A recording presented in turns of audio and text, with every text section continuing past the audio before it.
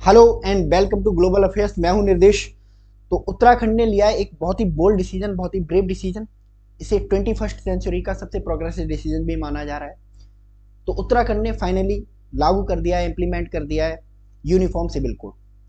आज शाम को ही इसे उत्तराखंड की जो असेंबली है उसने थंपिंग मेजोरिटी के साथ पास किया और जल्दी ये उत्तराखंड में लागू हो जाएगा। तो क्या होता है ये यूनिफॉर्म सिविल कोड? इसके लागू होने से उत्तराखंड की सोसाइटी पे, उत्तराखंड के लॉज पर क्या फ़र्क पड़ने वाले हैं? Constitutional provision uniform civil code के लिए क्या क्या है? इससे देश को क्या फ़ायदा हो सकता है, क्या नुकसान हो सकता है, इसको लागू करने में चैलेंजेस क्या हैं, सब इन डेप्थ डिस्कस करेंगे। तो चलिए शुरू करते हैं। तो उत्तराखंड ने असेंबली जो है उन्होंने पास कर दिया यूनिफॉर्म सिविल कोड बिल, ठीक है। और इसी के साथ ही उत्तराखंड बन गया है देश का पहला state to implement uniform civil code, ठीक है। अब आप कह रहे होंगे कि भाई गोवा में तो पहले से लागू है, ठीक है। जी हाँ, गोवा में पहले से लागू है, बट गोवा में लागू करने के लिए कोई बिल पास नहीं किया गया था। गोवा आपको पता होगा कि 1961 तक एक पोर्टुगीज कॉलोनी था, पुर्तगाली वहां पर रहते थे, ठीक है। तो उन्होंने ही वहां पर यूनिफॉर्म सिविल कोड लेके आए थे। उत्तराखंड पहला स्टेट बना है जिसने बाई लॉ, है ना, एक लॉ पास किया है, लॉ लेके आए हैं, पास किया है, तब उसको इंप्लीमेंट किया है। तो ऐसा करने वाला उत्तराखंड पहला स्टेट बन गया है। तो याद रखेंगे, गोवा एकमात्र स्टेट था अब तक, बट अब not any more. Uttarakhand second state बन गया है जहां यूनिफॉर्म सिविल कोड होगा। But Uttarakhand on the other hand पहला स्टेट बन गया है जिसने, है ना, यूनिफॉर्म सिविल कोड जो है उसको बिल को पास किया है, एक्ट को पास किया है। तो क्या की फीचर्स हैं उत्तराखंड सिविल कोड के, और किस किस को इसके अंदर लाया गया है, और किस किस को उत्तराखंड यूनिफॉर्म सिविल कोड के दायरे से बाहर रखा गया है? तो अगर बात करें उत्तराखंड सिविल कोड की, तो इसमें सबसे पहला प्रोविजन ये किया गया है कि जो ट्राइबल्स हैं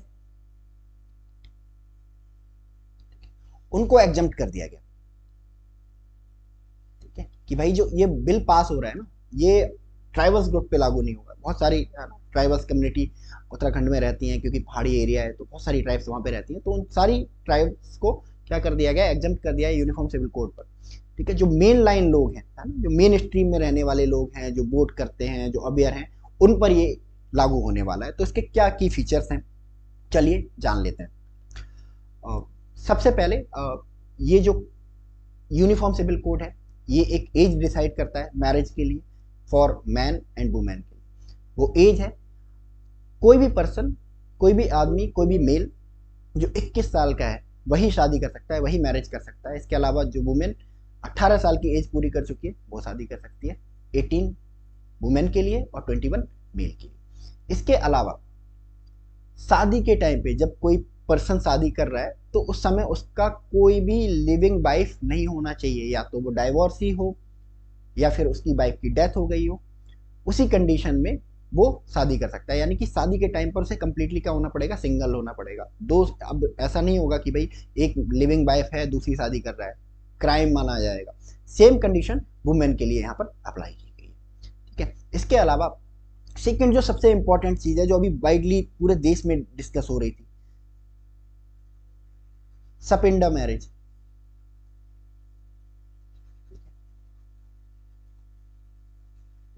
सपिंडा मैरिज क्या होती है? कि अपने फादर की रिश्तेदारी से ही शादी कर ली, या अपनी मदर की रिश्तेदारों में से ही शादी कर ली, है ना? कि 4-5 जनरेशन पुराना कुछ लिंक है और शादी कर ली, है ना। मदर की साइड से अगर 3 जनरेशन पुराना कोई लिंक है, शादी कर ली। अब इसको भी उत्तराखंड का यूनिफॉर्म सिविल कोड क्या है, इलीगल बना देता है। सीधे सीधे लिखा हुआ है, it will be unlawful to marry in certain situation such as involving the father, mother, grandpa and grandmother direct relative, यानी कि उनके डायरेक्ट रिलेटिव से आप शादी नहीं कर सकते हो, ठीक है, इलीगल मानी जाएगी।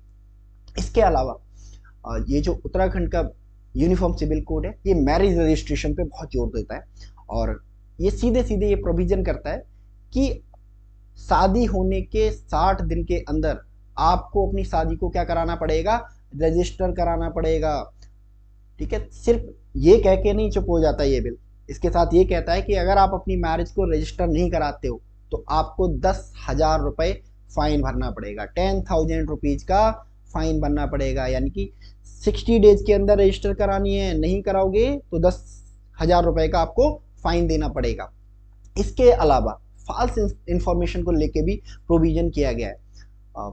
यूनिफॉर्म सिविल कोड उत्तराखंड ये क्लैरिफाई करता है सीधे सीधे कि भाई अगर आप मैरिज रजिस्ट्रेशन के टाइम पर कोई भी फॉल्स इंफॉर्मेशन अगर प्रोवाइड करते हो तो आपको 3 महीने की जेल होगी, साथ ही साथ 25,000 रुपए का जुर्माना, दोनों साथ साथ जेल और जुर्माना, जेल और पेनल्टी दोनों साथ साथ, 3 मंथ जेल और 25,000 रुपए 25,000 रुपीज का फाइन अगर आप कोई मिस इन्फॉर्मेशन, गलत इन्फॉर्मेशन मैरिज रजिस्ट्रेशन के दौरान प्रोवाइड करते हो तो। ठीक है, इसके अलावा यूनिफॉर्म सिविल कोड को सही तरीके से फॉलो किया जाए, सही तरीके से लागू किया जाए, इसलिए मैरिज को यूनिफॉर्म सिविल कोड की गाइडलाइंस के अंदर लाया गया है। अगर कोई पर्सन यूनिफॉर्म सिविल कोड की गाइडलाइंस के बाहर जाके शादी करता है तो उसको 6 महीने की जेल और 50,000 रुपए तक का जुर्माना भरना पड़ेगा, और ये दोनों साथ साथ होगा। 6 महीने जेल भी जाना पड़ेगा और 50,000 रुपए का फाइन भरना पड़ेगा, 50,000 रुपए तक का फाइन भरना पड़ेगा। ठीक है, चलिए नेक्स्ट प्रोविजन इसका तलाक को लेके है, डाइवोर्स को लेके है। अब ऐसा नहीं होने वाला है कि आप किसी को तलाक तलाक बोलो और छोड़ दो, या फिर किसी को घर से बाहर निकाल दो और अलग हो जाओ। अब मैरिज को डिजॉल्व करने के लिए, यानी कि शादी को खत्म करने के लिए, एक कोर्ट ऑर्डर मैंडेटरी बना दिया गया है। यानी कि अब आप बिना कोर्ट ऑर्डर के आप मैरिज को डिजॉल्व नहीं कर सकते अपनी तरफ से। ठीक है, और अगर आप ऐसा करते हो तो आपको 3 साल की जेल होगी। ठीक है, 3 साल की जेल, 3 इयर्स की जेल होने वाली है अगर आप बिना कोर्ट ऑर्डर के अपनी बीवी को छोड़ देते हो, तलाक दे देते हो, या अपने हस्बैंड को छोड़ देते हो, तलाक दे देते हो, तो 3 साल की आपको सजा मिलेगी, जेल जाना पड़ेगा 3 साल के लिए। ठीक है, इसके अलावा अगर आप मैरिज को डिजॉल्व करते हो, अपनी बीवी को डाइवोर्स देते हो, हस्बैंड को डाइवोर्स देते हो, तो मेंटेनेंस और एलिमनी, ठीक है, प्रोवाइड करी जाएगी for both man and women.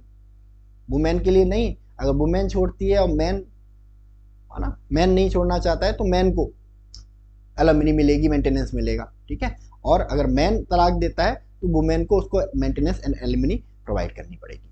ठीक है, सबसे प्रोग्रेसिव चीज इस यूनिफॉर्म सिविल कोड की है कि इसमें 2 प्रोविजन किए गए हैं लिव इन रिलेशनशिप को लेकर। लिव इन रिलेशनशिप को लेकर बहुत फोकस किया गया है।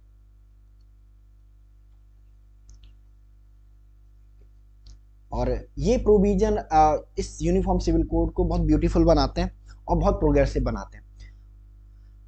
उत्तराखंड यूनिफॉर्म सिविल कोड, ठीक है, अलाउ करता है लिव इन रिलेशनशिप को, ठीक है, बट रजिस्ट्रेशन के साथ। अगर आप किसी के साथ लिव इन रिलेशनशिप में जा रहे हो तो आपको रजिस्ट्रेशन कराना पड़ेगा, कोई जो रजिस्ट्रेटिंग अथॉरिटी है उसके साथ में, उसको बताना पड़ेगा लीगली। ठीक है, इसके अलावा लिव इन रिलेशनशिप के केस में कुछ फॉर्बिटल्स लगाए गए हैं, कुछ चेक्स एंड वार्स लगाए गए हैं। जैसे कोई भी ऐसा पर्सन, ठीक है, चाहे वो मेल हो या फीमेल हो, अगर उनमें से कोई भी एक मैरिड है तो लिव इन रिलेशनशिप नहीं कर सकता, ये पनिशेबल ऑफेंस होगा। यानी कि लिव इन रिलेशनशिप करने के लिए, ठीक है, दोनों मेल और फीमेल दोनों को सिंगल होना बहुत जरूरी है। अगर उनमें से कोई भी मैरिड है या ऑलरेडी कमिटेड है, दूसरी लिव इन रिलेशनशिप में है, तो वो साथ में लिव इन रिलेशनशिप नहीं कर सकते। इसके अलावा लिव इन रिलेशनशिप के दौरान जो भी बच्चे होंगे, ठीक है, जो चाइल्ड बर्थ होंगे, ठीक है, उनको सेम वैसा ही लीगल प्रोटेक्शन दिया जाएगा जैसा कि लीगल बच्चों को दिया जाता है। यानी कि लिव इन रिलेशनशिप के दौरान जो बच्चे पैदा हुए हैं उनको बिल्कुल अपने बच्चों जैसा लीगल बच्चों को दिया जाता है प्रोटेक्शन, शादी करने के बाद जो बच्चे होते हैं वैसा ही प्रोटेक्शन दिया जाता है। ठीक है, इसके अलावा लिव इन रिलेशनशिप से बाहर निकलने के प्रोविजन भी इसमें बहुत क्लियरली किए गए हैं, है ना। इसके प्रोविजन के अकॉर्डिंग कि अगर कोई पर्सन, है ना, लिव इन रिलेशनशिप से, लिव इन अरेंजमेंट से खुद को अलग करता है या लिव इन रिलेशनशिप को टर्मिनेट करता है, तो जहां पर रजिस्टर कराया था ना, उसको बताना पड़ेगा कि भाई मैं खत्म कर रहा हूँ ये लिव इन रिलेशनशिप, अब मेरा इस रिलेशनशिप से कोई लेना देना नहीं है ना। इसके अलावा अपने पार्टनर को भी बहुत क्लियरली बताना पड़ेगा कि भाई मैं अलग होना चाहता हूँ। ठीक है, इसके अलावा अगर कोई पर्सन, है ना, लिव इन रिलेशनशिप से बाहर जाता है तो उसको, उस वुमेन को मेंटेनेंस पे करना पड़ेगा, एलिमनी पे करनी पड़ेगी, जो भी अथॉरिटी डिसाइड करे। ठीक है, इसके अलावा uniform civil code equal property right की बात करता है कि भाई जो सन्स एंड डॉटर है ना, बेटे और बेटियां हैं, इनके बीच में जो प्रॉपर्टी का जो डिवीजन है वो इक्वल रूप से होगा। अब ऐसा नहीं होने वाला कि भाई कि सारी प्रॉपर्टी बेटों को दे दी, बेटियों को नहीं दी, कि भाई हमने तो तुम्हारी शादी की है उसमें इतना कॉस्ट किया। नहीं, आपको प्रॉपर्टी का सेम हिस्सा जितना आप अपने बेटे को दे रहे हो, अब आपको किसको देना पड़ेगा, बेटियों को भी देना पड़ेगा। ठीक है, तो ये यूनिफॉर्म सिविल कोड के प्रोविजंस थे उत्तराखंड सिविल कोड के। जान लेते हैं कि भाई ये यूनिफॉर्म सिविल कोड है क्या, और इसके बारे में इतनी चर्चा क्यों होती है, और वाइडली क्यों डिस्कस किया जा रहा है। ये कोई नया टर्म नहीं है जो आज उत्तराखंड में लागू होने के बाद डिस्कस किया जा रहा है। इसे बहुत आज़ादी के बाद से 1950 से, जब से हमारा कॉन्स्टिट्यूशन है ना लागू हुआ है, तब से डिस्कस किया जा रहा है। तो यूनिफॉर्म सिविल कोड की अगर बात करें तो यूनिफॉर्म सिविल कोड को क्लियरली मेंशन किया गया है हमारे कॉन्स्टिट्यूशन में। आर्टिकल 44 क्लियरली मेंशन करता है कि भाई एक देश के लिए एक यूनिफॉर्म सिविल कोड होना चाहिए। ठीक है, और ये प्रोविजन आर्टिकल किस पार्ट में दिया गया है, directive principle of state policy, constitution का पार्ट 4 है, जिसके आर्टिकल 44 में यूनिफॉर्म सिविल कोड की बात की गई है। ठीक है, आप समझ ही चुके होंगे किस तरह का लॉ इसके थ्रू लाया जाता है सबके लिए, शादी डाइवोर्स के और जो प्रॉपर्टी रिलेटेड इशू है उनके एक समान लॉ। ठीक है, क्योंकि ये डीपीएसपी में इंक्लूड था आर्टिकल 44, इसलिए ये लीगली इन्फोर्सेबल नहीं था। यानी कि फंडामेंटल राइट जैसे लीगली इन्फोर्सेबल है, डीपीएसपी लीगली इन्फोर्सेबल नहीं है, तो अभी तक इसको लागू नहीं किया जा सका था। ठीक है, हम जान चुके हैं कि the only state in the India है ना that has UCC till now is Goa. ठीक है, और 1961 में ये आज़ाद हुआ तो यूनिफॉर्म सिविल कोड भी इसके साथ में आया।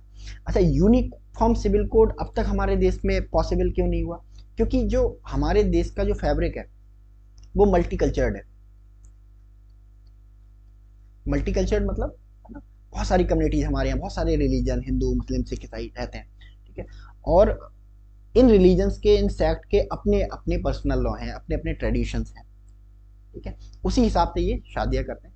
इस वजह से इसको लागू करने में दिक्कत हो रही थी कि कहीं भाई है ना यूनिफॉर्म सिविल कोड को लागू करने से कोई धर्म पिछड़ ना जाए, या कोई धर्म खत्म होना ना शुरू हो जाए, है ना, एलिमिनेट होना ना शुरू हो जाए, इसलिए इसको लागू नहीं किया जा रहा था। और फिर थोड़े चैलेंजेस आ रहे थे कि भाई लागू करें तो कैसे लागू करें। ठीक है, चैलेंजेस की अगर हम बात करें, चैलेंजेस दे रखे हैं कि भाई डाइवर्स पर्सनल लॉ, बहुत सारे पर्सनल लॉ हमारे देश में है। ठीक है, और कस्टमरी प्रैक्टिस आप देखो, हिंदूज में बहुत सारी कस्टमरी प्रैक्टिस मिलेंगी, सिखिज्म में बहुत सारी प्रैक्टिस मिलेंगी, जैसे आनंद मैरिज बिलोंग्स टू सिखिज्म। ठीक है, अगर आप हिंदू रिलीजन में जाओगे तो वहाँ भी आपको बहुत वेरियस प्रैक्टिस मिलेंगी। इसके अलावा मुस्लिम पर्सनल लॉ, ठीक है, मुस्लिम पर्सनल लॉ,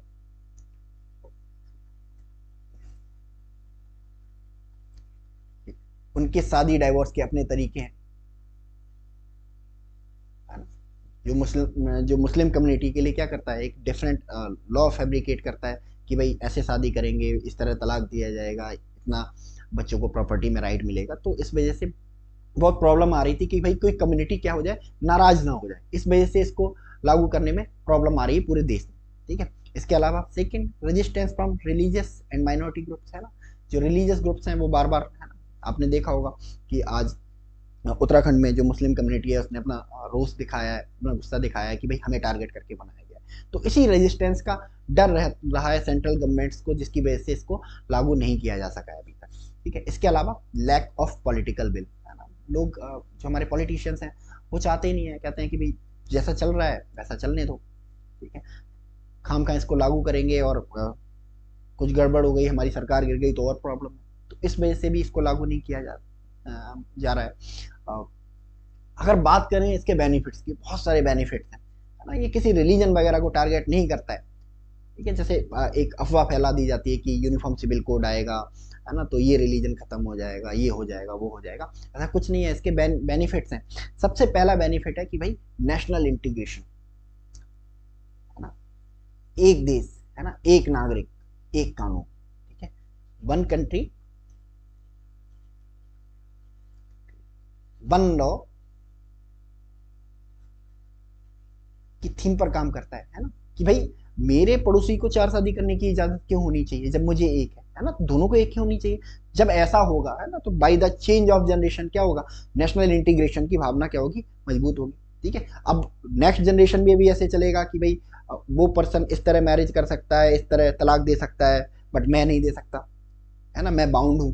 ठीक है, तो क्या होगा कि दो आइडेंटिटी क्रिएट हो जाएंगी ऑटोमेटिकली कि हम अलग हैं तुम अलग हो। तो इस तरह से यूनिफॉर्म सिविल कोड ये जो डिफरेंसेज हैं सिविल लॉ के उनको खत्म करता है और नेशनल इंटीग्रेशन को क्या करता है, प्रमोट करता है। ठीक है, इसके अलावा सेक्युलरिज्म, ठीक है, सेक्युलरिज्म धर्मनिरपेक्षता को सही मायने में अगर लागू करना है तो यूनिफॉर्म सिविल कोड को लाना ही होगा। अगर हम वाकई में खुद को एक सेक्युलर स्टेट मानते हैं और as a secular state carry on करना चाहते हैं, प्रमोट करना चाहते हैं, तो हमें यूनिफॉर्म सिविल कोड को लाना ही होगा।